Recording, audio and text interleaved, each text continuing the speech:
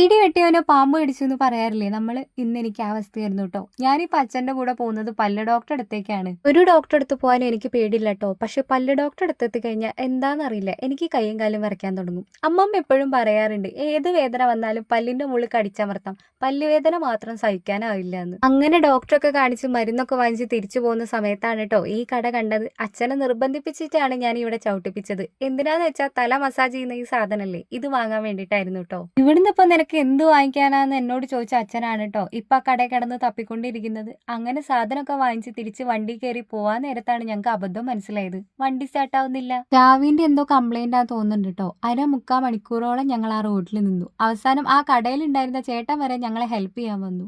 ഒരു രക്ഷയില്ലാത്തോണ്ട് ഏട്ടൻ വന്നിട്ട് സ്പെയർ കീ കൊണ്ടുവന്നിട്ടാണ് കേട്ടോ ഞങ്ങൾ വീട്ടിലെത്തിയത്. ഇന്നത്തെ ദിവസം മൊത്തം പോയല്ലോ എന്ന് ആലോചിച്ച് സങ്കടപ്പെട്ടിരിക്കുന്ന സമയത്താണ് കേട്ടോ എനിക്ക് സർപ്രൈസ് ആയിട്ട് ഈ ഗിഫ്റ്റ് വന്നത്. നമ്മളിങ്ങനെ സങ്കടപ്പെട്ടിരിക്കുന്ന സമയത്ത് ഇങ്ങനെയൊക്കെ ഒരു ഗിഫ്റ്റ് കിട്ടിക്കഴിഞ്ഞാൽ ഭയങ്കര സന്തോഷാവൂല്ലേ.